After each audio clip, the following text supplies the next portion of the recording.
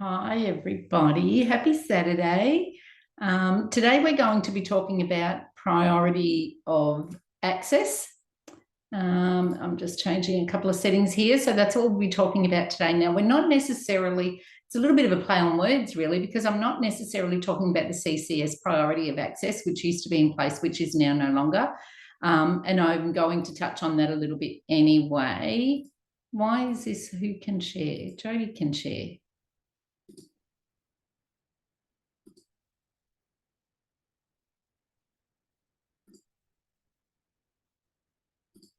Okay, hopefully this will let me share now. Oh, yeah, there we go. Sorry about that. Okay. All right, so today, priority of access.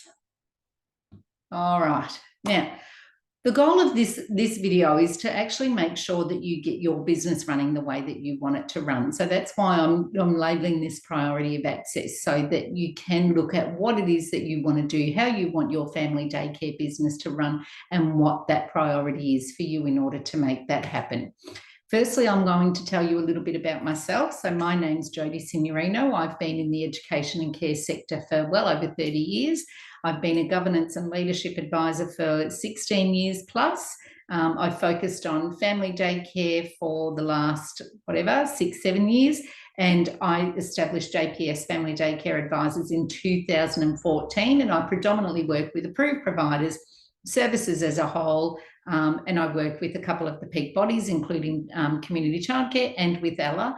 And I work on projects that they have to do. So I bring all of that sector level information, all of that approved provider information, and I bring that down to the educators, and I pop it here on the YouTube channel so that you get all of that information for free here on this channel. So that's the purpose of this. I do hold early childhood qualifications. I also hold human services qualifications, training and assessing qualifications, and am partway through my master's in business.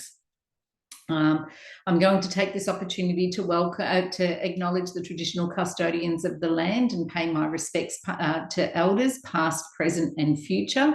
So thank you. I am going to take this opportunity to also remind you to subscribe to the YouTube channel. There's loads of videos on this channel that you can access. And again, as I said, this is a free resource for family daycare educators. And don't forget to pop the notifications on so that you know what's coming up. And there is a free training every Saturday.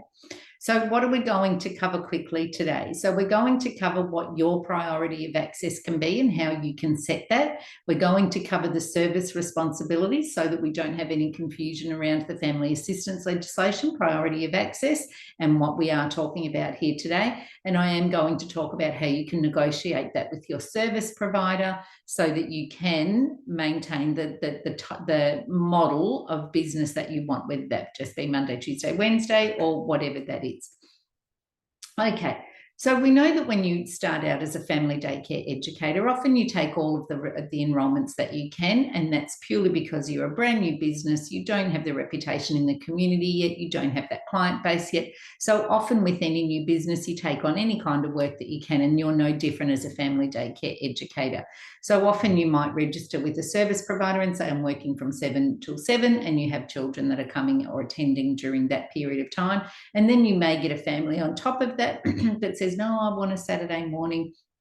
And you really didn't want to work Saturday mornings, but again, you know that some of the children that you've got now may be leaving in the new year, so you don't have that backup with a waiting list, those sorts of things. So as any new business, you secure the business that you have and you take on that Saturday. So it's fairly reasonable to expect that in the first 1, 2, 3, or 5 years even, you are operating at a capacity that you may not want to be operating at longer than that, or you want to change that as you get along, those sorts of things. Once you get to that point, and I speak with many educators, and I got approached by one last week who was 24 years in doing family daycare from home, so well done, but is now looking at what that can look like next at that next stage, and how this particular educator can change her hours and make that work for her. So firstly, once you get established and you do have that waiting list, like this particular educator had a waiting list and doesn't do really any marketing or advertising, but does want to provide for a niche time frame. So Tuesday, Wednesday, Thursday, and that educator only wants to take 3-year-olds, 3 at a time, and that's all that educator wants to do. Now, as a self-employed business owner, yes, that is possible. You can do that. But by setting your priority of access and sharing that information over to your service provider and negotiating your terms and conditions with the service provider is what will help you achieve that. And as I said, you can set your times and days, and you can set your ages, which again goes back to your priority of access. With the levy that you pay for the service provider that you're registered with, and with almost services, that levy is consistent across the board with each educator, regardless of experience, regardless of resources, regardless of all sorts of things. That levy is fairly consistent. But if we want to be realistic, if you've got an educator that's coming in that's brand new, the levy that educator is paying to the service provider may have to go further, because that educator may need more support, that educator may need more training, that educator may need how to use or develop or grow or have different resources in their program, whereas yours would be different. As an educator who's been around for a while and you're really established, you've got your client base, you've got your referral system, you've already built up a bank of resources. So you've already got all of that. You know what you're doing. You're comfortable doing what you're doing. You're very competent at doing what you're doing. So those levies are different things. So that's an opportunity for you to speak with your service provider and say, hey, this is the service that I'm providing. This is what I want. I only want to work Mondays, Tuesdays, Wednesdays, and I only want to take 3-year-olds, and this is the rate that I want. Now, you can negotiate that rate, because you are bringing a secure client base. You are bringing a trusted educator to an approved service provider, and that approved service provider is a little bit more confident in a lot more confident in what you do, but a lot more secure in what you do. So therefore, those levies that you're charging, it's not the same as a new educator where they're monitoring a lot more. They're making sure that everything's on track, whereas you're on track and they know that you're on track.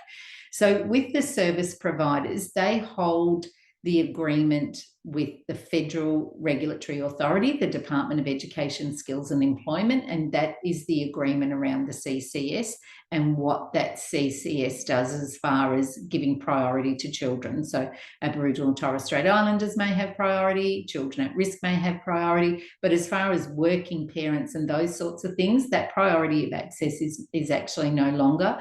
So if we talk about that priority of access, that is actually the service provider's responsibility to make sure that the CCS family assistance legislation is met at all times. So that's theirs. If you're unsure about what that CCS agreement looks like, there is a video on the YouTube channel. I think it's titled CCS Administration in Family Daycare. That might be a good one for you to watch if you're not sure how those service agreements and responsibilities sit as far as administering the childcare subsidy. So again, as I said, this is an opportunity for you to think about what you want your business to look like next year, the year after, or in 2 years' time, and how that priority of access, if you can start that now in a year or 2 years, make sure you start that. But you really do have to be in a fairly secure position in order to negotiate that appropriately for yourself, in order to negotiate that it does work for both you and the service. But it is definitely an opportunity for you to renegotiate terms and conditions, see what your levy is paying for, and making sure that if the service you are registered with is doing any marketing or advertising, that they are advocating for your model. They are advocating for you as a sound educator. This educator only does work Mondays, Tuesday, Wednesday, but they would be really suitable for your child. So what does that look like between the service provider and the families if they are taking any inquiries? And how you're going to manage if families are referred directly to you, how you're going to manage that priority for you so that you get that model moving forward either next year or the year after. So hopefully that all makes sense. if you've got some particular circumstances that you need discussed, or you want any kind of clarity on, you can always reach out to me through the web page. If you go straight to the contact page, there will be an opportunity there for you to pop in any questions that you may have.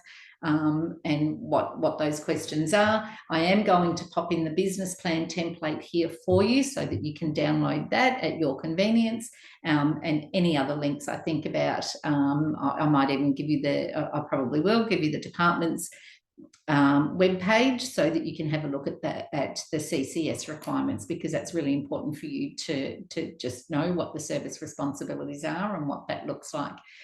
So hopefully that really helps with some business planning and some moving forward, and how you can set those boundaries around your business to make it be what you want it to be, make it look like what you want it to look like. Enjoy the rest of your weekend, everybody. I will see you back here next weekend at 11 o'clock. So I'll see you back here at 11 o'clock next Saturday. Enjoy the rest of your weekend, and thank you so much for tuning in, and hopefully I will see you around. Take it easy. See ya. Bye.